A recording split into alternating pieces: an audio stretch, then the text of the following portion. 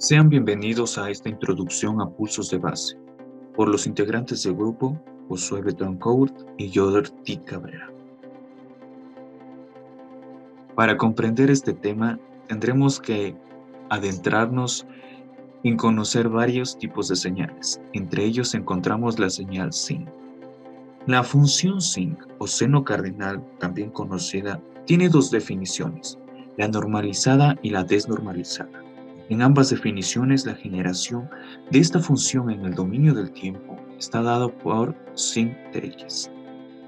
En procesamiento digital de señales y teoría de la información, comúnmente se define la señal normalizada, sin sub n de x, que será igual a sin pi de x sobre pi de x. En matemáticas se define como la función desnormalizada, la cual será sin de x, un seno de x sobre x. La función sin es analítica en todo el dominio de los números reales, excepto para el valor cuando la variable independiente tiende o es igual a 0. La función desnormalizada es idéntica a la normalizada, excepto por el factor de escala faltante en el argumento. Es decir, que tanto la normalizada como la desnormalizada tienen números de múltiplos diferentes. La normalizada tiene múltiplos enteros, en cambio, la desnormalizada tiene a atender con múltiplos de pi.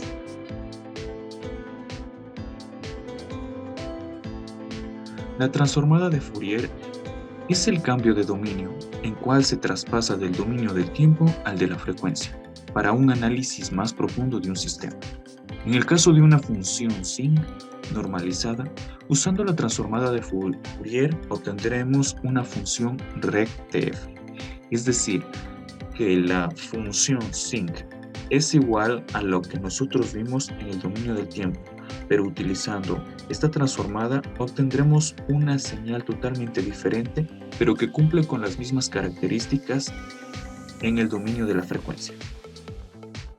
Como podremos ver en la imagen de la derecha, la función rect viene a ser en sí un cajón o un rectángulo que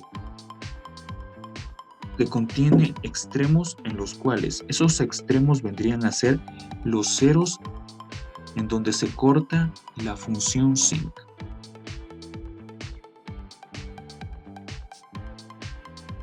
Señal delta Dirac.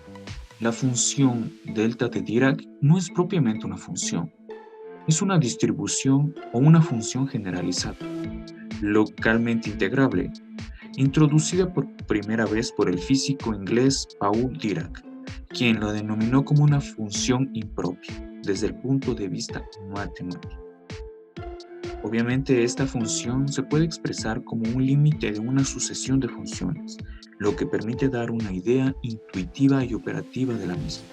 Esta función constituye una aproximación muy útil para funciones de pulso o función de impulso, la cual la veremos a continuación.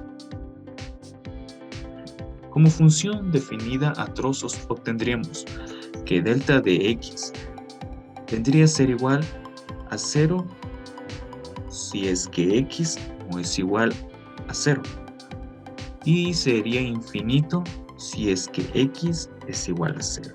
Es decir, esta función, si la integraríamos en todo el dominio del tiempo, desde menos infinito hasta infinito, solo tendría un único valor, el cual sería una área que podríamos encontrar cuando la variable x sea igual a 0, y este valor que tomaría sería una área de 1.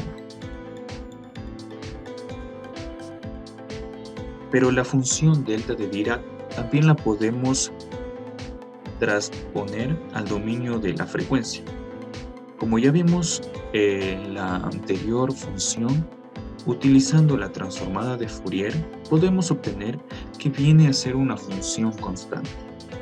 Y tiene lógica, ya que al ser una función integrable en el dominio del tiempo, en el dominio de la frecuencia Todas las frecuencias van a tener un valor constante para este tipo de función. A continuación le hablaremos sobre el coseno alzado. Si utilizamos el canal pasa abajo, su frecuencia máxima W sobre pi Gaudius, para que no exista el ISI debemos garantizar que se cumpla la siguiente función. En ese caso utilizaremos la respuesta al impulso, donde ISI nos representa la interferencia entre símbolos.